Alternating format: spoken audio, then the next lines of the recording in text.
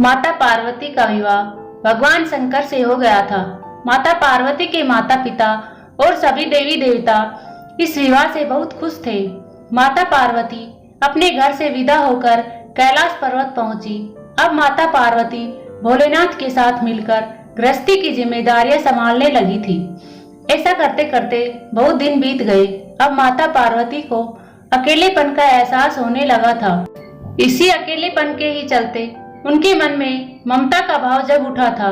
फिर एक दिन कुछ अनोखा हुआ जो इतिहास में हमेशा के लिए दर्ज हो गया। एक दिन माता पार्वती नहाने के लिए स्नान घर की ओर जाने लगी। जब वह स्नान घर के पास पहुंची तो देखा कि उस जगह पर तो कोई रक्षक ही नहीं खड़ा था, क्योंकि माता पार्वती को एक रक्षक की जरूरत थी। इसलिए उनके दिमाग में एक विचार आया। माता पार्वती ने अपने शरीर पर हल्दी और चंदन का उपटन लगाया। उपटन लगाने के बाद माता पार्वती ने अपने शरीर की मैल उतारी और उसी मैल से एक सुंदर बालक को प्रकट किया। वह बालक बहुत ही बहादुर लग रहा था। माता पार्वती ने उस बालक को कहा कि तुम मेरे पुत्र हो। अब मैं नहाने जा रही हूँ। तुम मेरी निजी सुरक्षा के हेतु मेरे स्नान घर के आगे खड़े होकर पहरा दो। अगर कोई भी यहाँ आने की कोशिश करे तो उन्हें आने की अनुमति मत देना। अब माता पार्वती नहाने चली गई थी।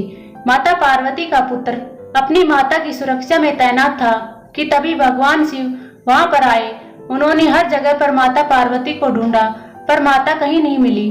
फिर भोलेनाथ स्नान घर के पास आए और माता पार्वती को पुकारने लगे। इस बात पर उस बालक ने उत्तर दिया कि माता पार्वती नहाने गई है। जब भोलेनाथ स्नान घर की ओर जाने लगे तो उस बालक ने महादेव को रोक दिया। इस बात पर महादेव को गुस्सा आ गया। वह इतना ज्यादा क्रोधित हो गए कि उन्होंने उस बालक का सिर काट दिया। थोड़ी देर बाद जब माता पार्वती नहाकर बाहर आई तो वह बाहर का दृश्य देखकर कांप गई। बाहर माता पार्वती का पुत्र बिना सिर के जमीन पर मृत पड़ा था। यह देख माता पार्वती को भयंकर गुस्सा आ गया। वह महादेव जी से बोली कि महादेव, आपने अपने पुत्र की हत्या कर दी। अब भोलेनाथ बिखर गए कि उन्होंने अपने ही पुत्र का अंत कर दिया। माता पार्वती के क्रोध से जब धरती पर प्रलय आना शुरू हो गया तब देवी देवताओं ने भोलेनाथ से आग्रह किया कि वह माता पार्वती को रोके। भोलेनाथ ने जब माता पार्वती को शांत होने के लिए कहा तो माता ने कहा कि वह तभी शांत होगी जब उनका पुत्र पुनः जीवित हो जाएगा। तब भोलेनाथ ने कहा कि उनके पुत्र को जीवित करने का एक ही उपाय है कि उस बालक के सिर की जगह किसी जानवर का सिर लगाया जाए।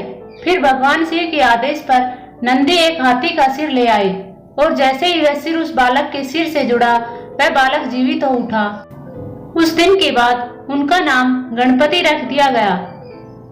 तो दोस्तों, आपको यह कहानी कैसी लगी कमेंट में जरूर बताना और कहानी पसंद आई हो तो लाइक और शेयर जरूर करना।